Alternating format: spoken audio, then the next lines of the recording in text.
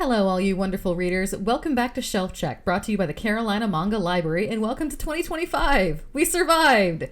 We are so excited to share new stories with you this year, but let's start off with a best of 2024 list. These will be series that were added to our library in 2024 that were just off the charts.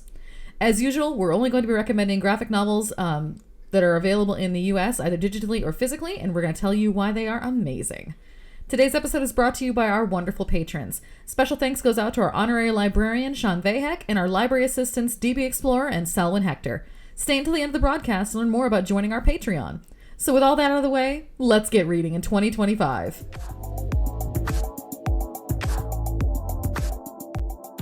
So the couple of stories we're going to talk about this month are going to be repeats that we've talked about before, but they really, really are something special. But the first one I'm going to tell you about is a new one. It's called Box of Light. Essentially, this one's real trippy, y'all.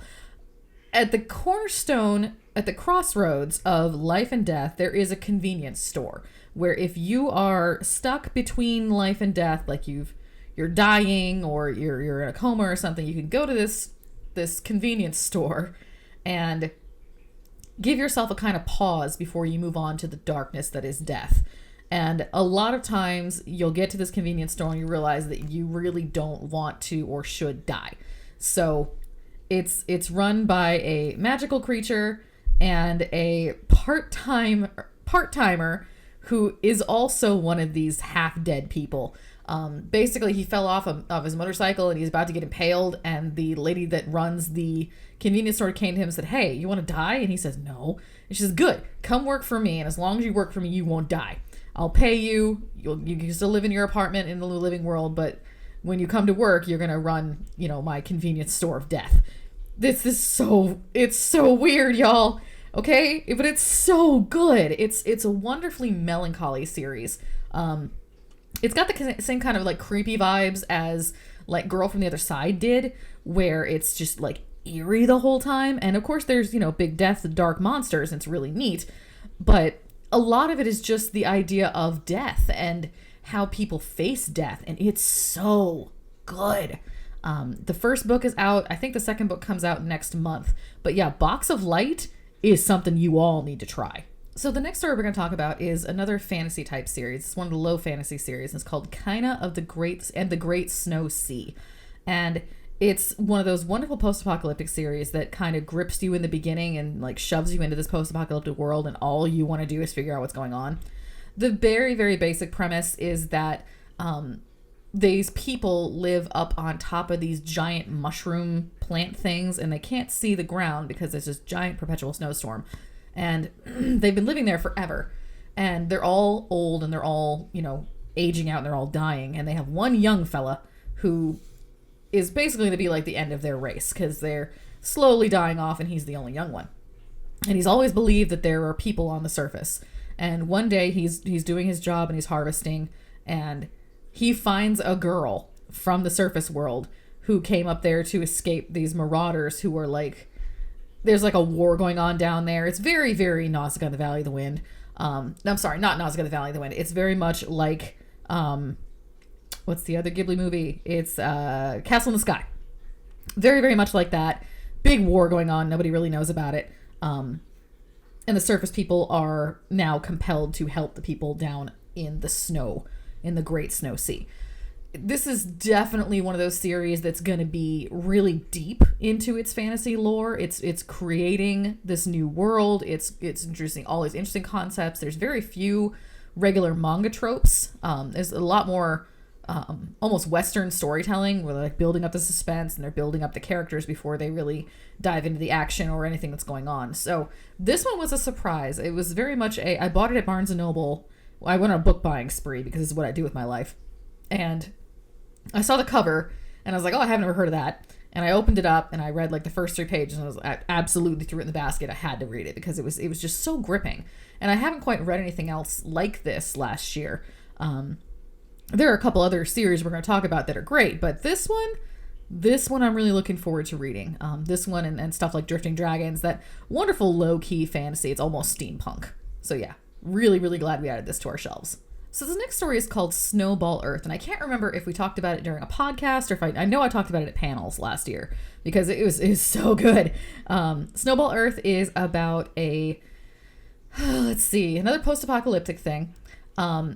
There are giant kaiju things that come from outer space and they try to kill people on Earth, and the only thing that can defeat them is this one giant robot that's piloted by this kid, and he's been piloting this thing since he was like 9 years old because he was just so good at it. And the kid's only friend is this robot, and they're fighting this really big kaiju that's got mutated out in space. And very big Hero 6, the robot sacrifices itself to save the kid at the end.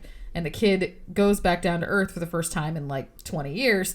And he's hell-bent on finding other people so he can finally make real friends.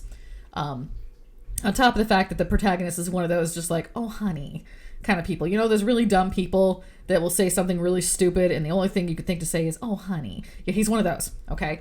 He's just that dumb and innocent. You don't, like, he's not a moron. He's absolutely not a moron, but he's completely lacking in social anything graces. So he's just like, okay, hold on. Let me just teach you how to properly talk to people, and then we'll make a friend, and then you can go fight more giant kaiju things because now they're infesting the Earth.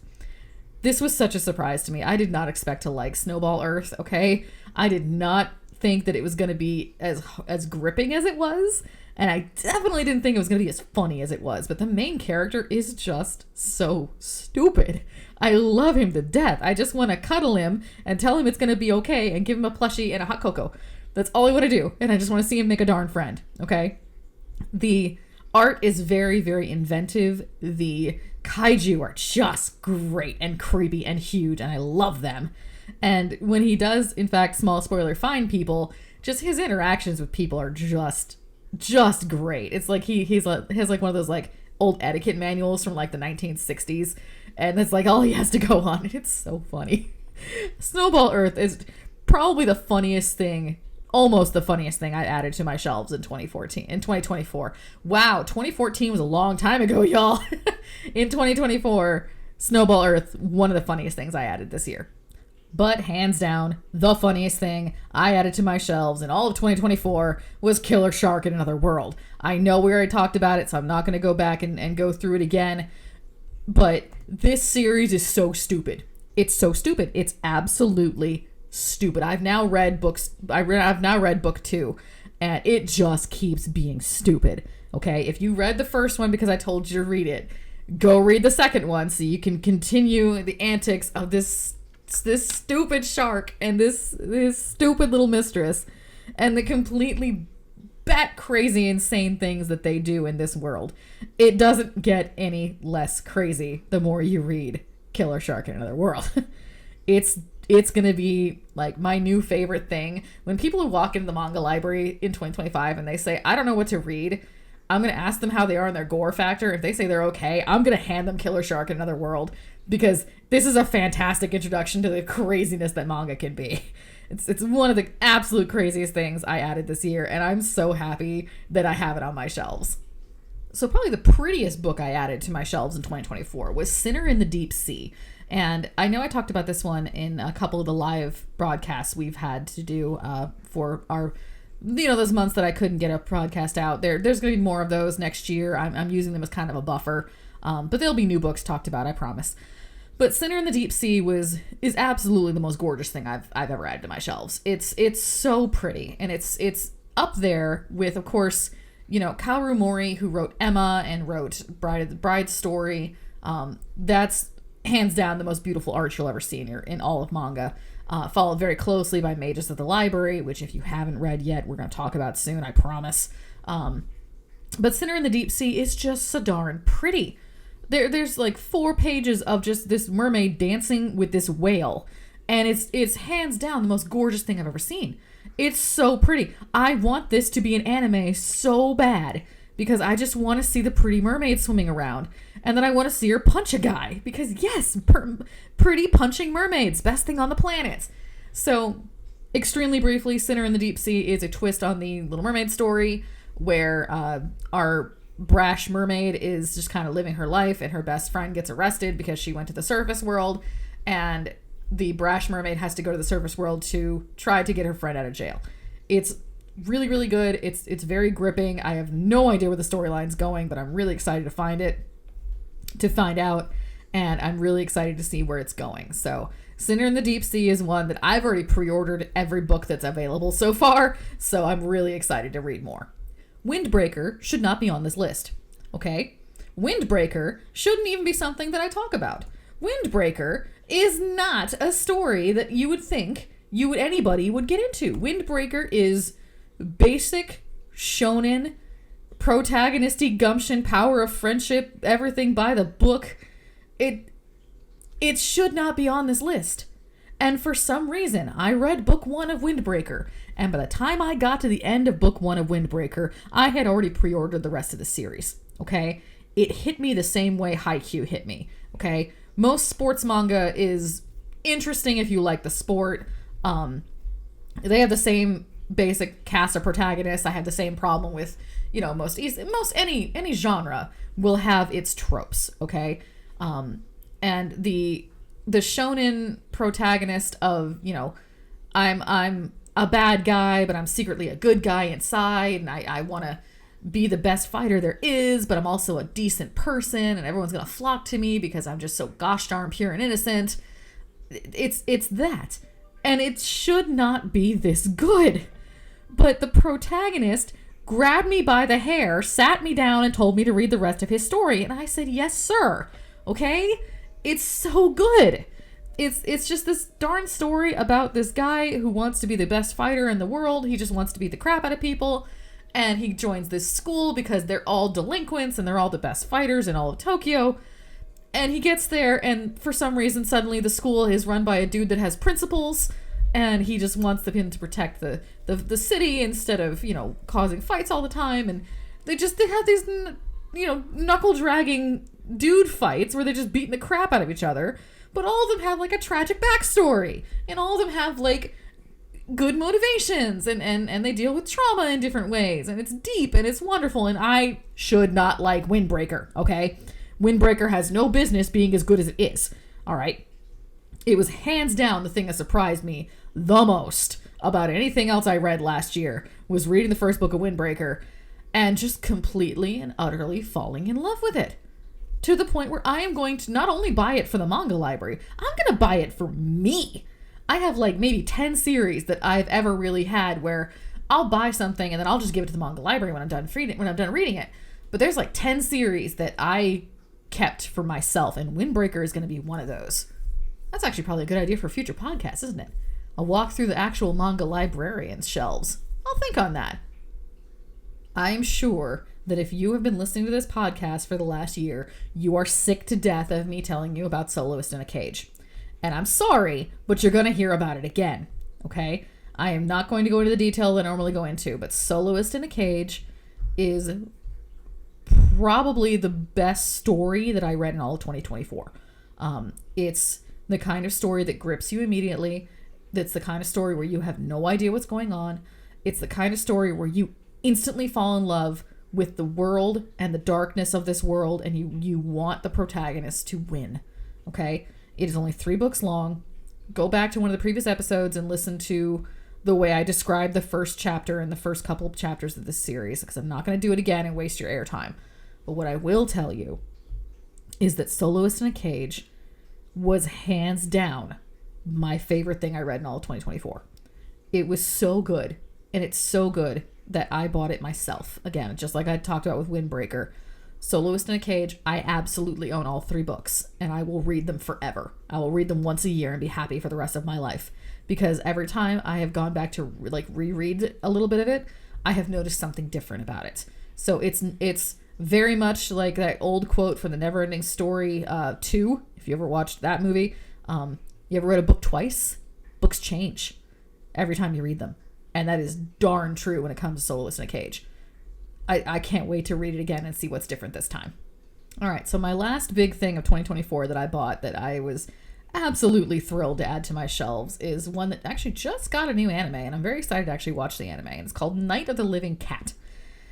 Very, very briefly, it's a story about a plague where if you cuddle a cat, you then turn into a cat. Okay. And that's a silly premise, right? It's a dumb idea. Who's going to not cuddle an adorable cat? Well, this one is written like a zombie series.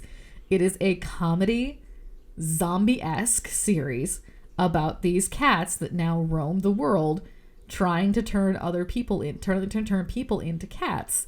And our main character loves cats, and he's trying to hold back his addiction to cuddling cats so that he doesn't turn into a cat and spread the zombie cat plague. That isn't funny enough. The way it's drawn, it takes itself completely seriously, okay? It's like when you watch the old Resident Evil movie, okay, the original one, with the zombies and the short red dress and everything. It's an absolute spectacle of a film. But the best thing about it was that it wasn't played as anything but what it was. It's exactly what you see on the tin, okay? It's about zombies. Well, this one's about a zombie plague of cats. So, like, they do some of those classic, like zombie, like, tropes in the art, where, like, you'll see a shambling, like, figure behind you, and then you'll turn, and it's this, like, completely grotesquely drawn cat. Not a zombie cat, just a regular cat, but it's drawn like a zombie. It's so much fun to read it.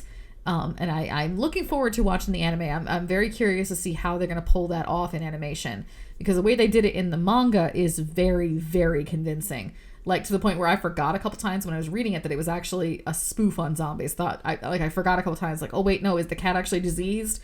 No, the cat's not diseased. You're just going to turn into a cat. You're not going to turn into a shambling zombie cat. But it's so fun. And the idea, it's almost like somebody reaching into Junji Ito's brain, because the man loves cats, okay? It's like somebody reached into his brain and took this one little kernel of an idea about zombie cats and then wrote this whole new thing about it without ever talking to Junji Ito. It's got that kind of vibe to it, though. That creepy mess with your brain kind of vibe. So yeah, Night of the Living Cat, one of the best things I added to my shelves in 2024. We added so many new books, y'all. I think we're up over 6,000 books now. Honestly, between 6,000 and 7,000 books total. Gosh, it's a lot of books. All right, welcome to the Q&A portion of our podcast. Thank you so much for listening to all the great things we added to our shelves in 2024. In this section, we're going to be taking a couple of questions from our Discord, from our Ask a Librarian Discord channel. If you haven't joined our Discord yet, jump on our website. It's www.carolinamangalibrary.com. There's a link to our Discord on our social media page. Come on and join us and have our fun conversations about manga. Our first question is, what were the titles you went searching for in the Library of Congress? So in August of 2024, myself and a few of my volunteers went up to Washington, D.C., and we went to the Library of Congress. The Library of Congress has this really cool program called the Surplus Books Program. And basically, whenever something is weeded from the shelves of the Library of Congress, they are put down in this gigantic basement warehouse. And you can go in, if you're a nonprofit or a public library or a school or a teacher or a researcher or something, you can apply to go in and take whatever you want from those shelves. So, we got really lucky. We told them we were coming, and they said okay, and they went ahead and gathered a bunch of stuff for us. A couple of foreign language graphic novels, a whole bunch of Naruto, some really, really great DC like compilations, one of the big books of Berserk, like the big hardcovers, just all kinds of stuff that they gathered for us. And that was something that I was really looking forward to doing. I sent some representatives for our organization, maybe I want to say 8 years ago. They went for me, and they came back with like 8 boxes of books that I just freaked out over. And we have almost all of them still, but so those are the things that I really went looking for. I was really hoping to find some of like the older stuff. It was mostly newer and some more niche titles, but that's okay because they were stuff that we didn't have, and I was very, very happy to have those. Our second question is, who is your favorite fictional library worker? Mine has to be Yomiko Reedman from the Read or Die series. If you have not watched Read or Die, okay, do not, and this is very rare for me to say, do not go read the manga of Read or Die, okay? It is a prequel to an OVA series, okay? The OVA series was 3 movies about this woman who can telepathically control paper, and she can make anything out of paper, and it can come to life, and she can use it to fight off the the people who are trying to destroy they're trying to destroy books, and she works for the British Library. And like, she can take an index card and stop a bullet with it. Okay, she's so cool. And her name is Yomiko Reedman, and she's absolutely obsessed with books. I mean, absolutely. If she could live in a library and just like burrow a little hole in the floor, she would just live there. So if you're interested in in taking part in the absolute massive world that is Read or Die, watch the OVA movies of Read or Die. There's 3 of them dealing with Yomiko Reedman. Then go watch the series called Read or Die.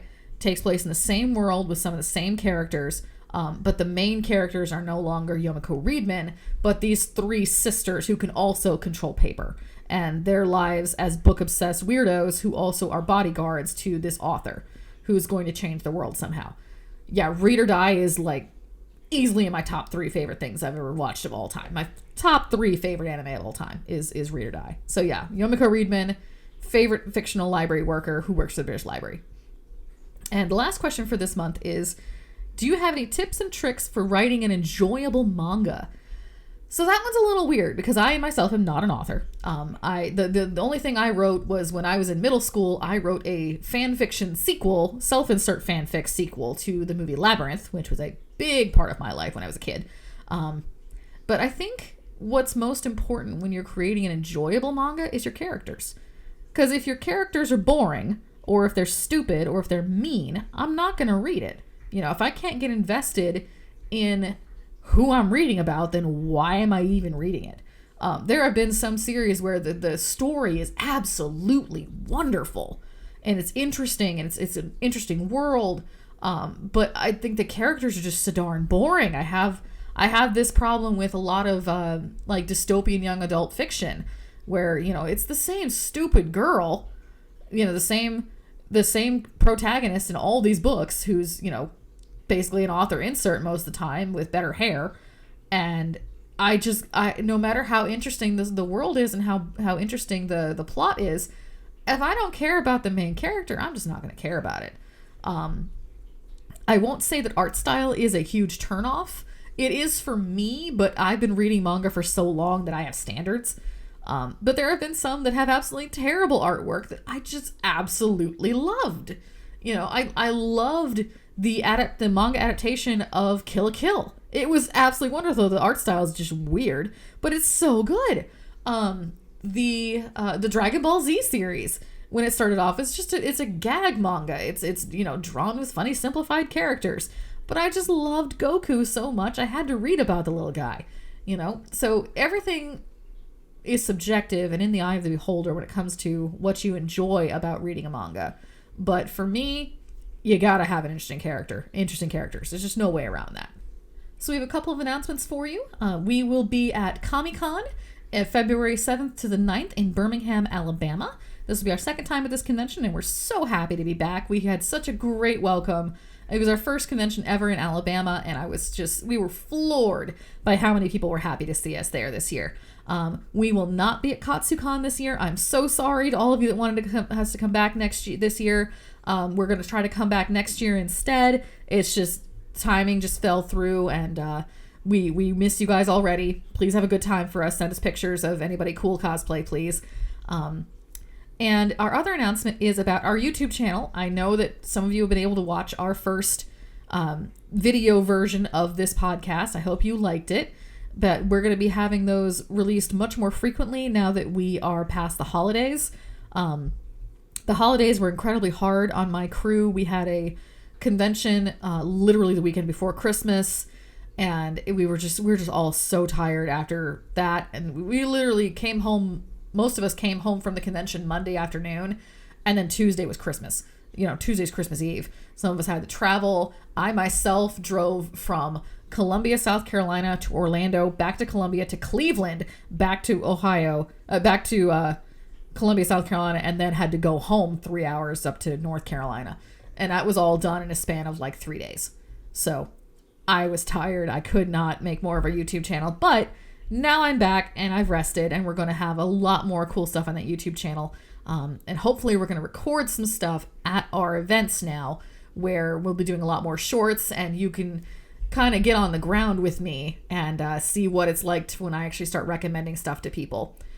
You should look for the first one of those to be out probably either late this week or early next week. So, yep, those are all of announcements for right now. Don't forget, you can follow us on all of our social media to figure out what's going on and enjoy all the cat pictures because we have library cats. Thank you all so much for joining us in this month's episode of Shelf Check, brought to you by the Carolina Manga Library. This episode was written and recorded by the Carolina Manga Library and edited by Noodleboy Media. You can find information about Noodleboy Media on all social networking sites. Next month, we will be having a wonderful talk on Thanks Clamp, a deep dive into many of the tales that shaped the manga industry as it is today by the legendary manga group Clamp. Remember, if you're interested in supporting the library, consider becoming a patron. Our patrons get access to the podcast a day early, as well as behind-the-scenes fun like bloopers and transcripts. We're also on X, Instagram, Blue Sky, and Facebook. You can find links to all this on our website, www.carolinamangalibrary.com. So until next month, we'll see you in the stacks.